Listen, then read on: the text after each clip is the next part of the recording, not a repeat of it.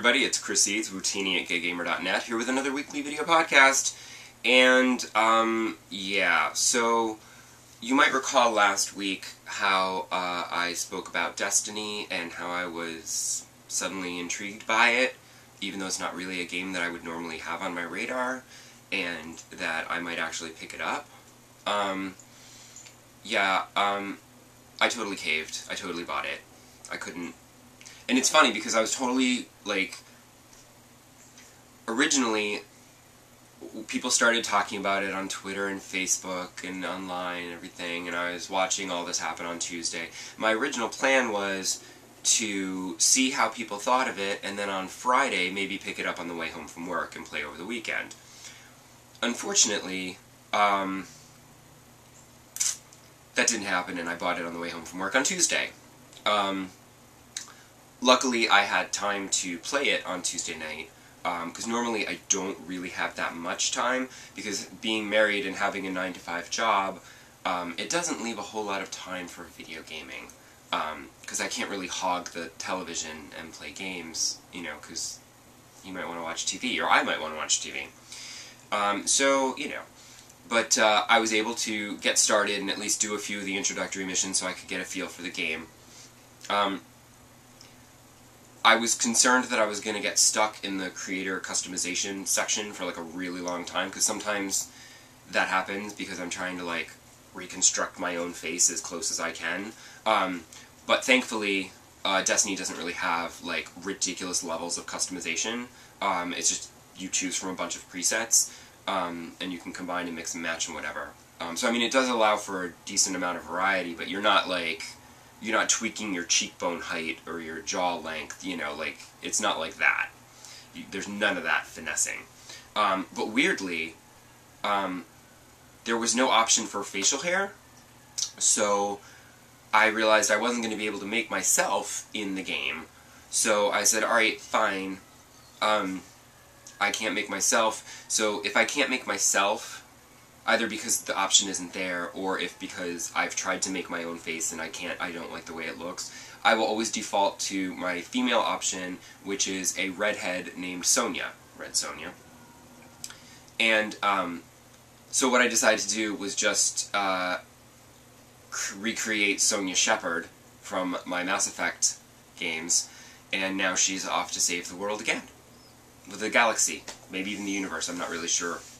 The solo play was fine, but I knew that the meat of this game is the multiplayer. But the problem is that everyone I knew who was playing this game, they're playing it on PlayStation. And I'm not going to go out and buy a PlayStation 4 just so I can play this game with them. I have my Xbox One, and it's nice to have, you know, a big game to be playing on it, because oh wow, it is pretty. Like, this game is super, super pretty. You know, so, I mean, I can kind of see where it's a next-gen kind of game, although I feel like it would still look nice on the 360. But anyway, I have noticed that a couple of my friends were on my friends list on Xbox Live. They were playing it, and I tried inviting one of them to a game, but he never responded, and I don't know what happened there, because I had the same problem later with another person. But I joined a clan on the Bungie.net website. I joined the Guardians of Stonewall, because I googled Gay Destiny Clan, and that came up. So I joined that, set it to Xbox, and now in the game, it's reflected in game, it has it under my name, it says Guardian of Stonewall. But I thought that meant that if you're a member of that clan and we're gaming at the same time, we can play together even though we're not actually Xbox Live friends. And I don't know if that's how it works. I think it might, because I was playing and somebody I don't know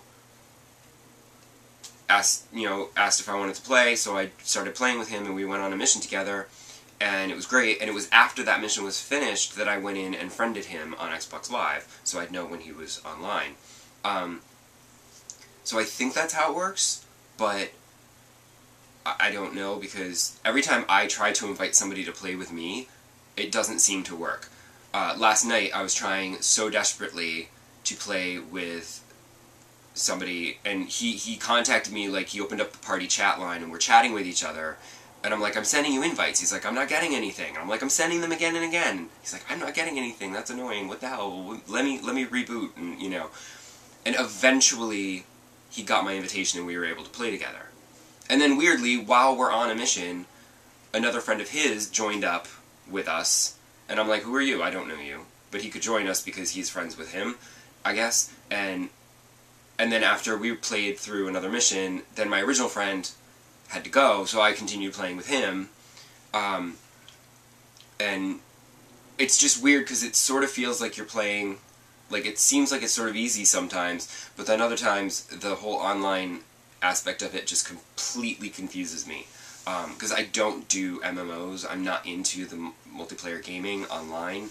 And I will say that I unlocked the Crucible, which is the player versus player stuff, and I don't know how much of that I'm actually going to even... I'll probably sample it at least once, but I don't feel like that's what I want to do. I want to do the cooperative missions, because I got the impression that it would be like the multiplayer in Mass Effect 3, where it's you and a bunch of people and you fight all the enemies. Except that this is better because it's a smaller group. The fire teams are only like 3 people on the story missions and stuff, so you can have 3 people. There's like strikes and stuff where you can have 6, but on the regular ones it's like only 3 people, and as long as they're people that you know, like, you can communicate over your headset with each other and talk to each other, and that's so much more important. Because when I played Mass Effect, nobody ever had their mics on, and it was just every man for himself. And if you helped somebody or they helped you, it felt kind of accidental. Because you didn't ask for help. You couldn't. But when you're playing the game, it's kind of cool because you'll see random people running around the world also doing their own thing, and sometimes they'll join you alongside you, but you can't actually chat with them, like they're not in your game, but you can take out the same enemies for each other. Because, I mean, when I was playing solo in the very, very beginning, I saw somebody else in the game, and he was fighting some enemies at a distance, and I pulled out my sniper rifle and tried to help him out. And I'm not sure because he was gunning them down. I don't know if he took him out or if I took him out. I'm not really sure. But I tried to help.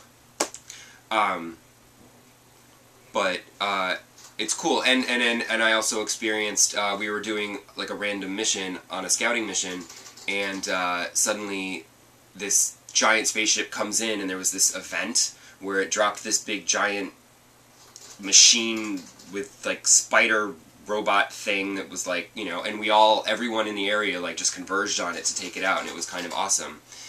And that was pretty fun. So I'm enjoying it. I don't know how much more, like, I don't know how much more I can get out of it. At some point I'm worried that I'm gonna hit a wall, because I got it on launch day, but because I can't play it as much as other people, like, I'm currently, I think I'm level 7 now, but, like, everyone else is already up to level 20 and above.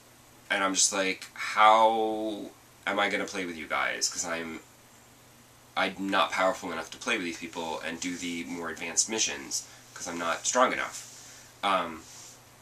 But so far I'm enjoying it, and like I said, it's nice to have a real, like, next-gen game to play on my next-gen console, because no offense to Dance Central Spotlight, which I love still, but that's not really, you know, a wow factor with the graphics and gameplay and such. So to see something like Destiny, you're like, ooh, pretty. So, alright, I'll stop rambling about Destiny. If you're playing it, let me know what you think of it. And if you're playing it on Xbox One, perhaps I will see you around the tower sometime. I'll see you back here next week, and I'll talk about something else. Bye!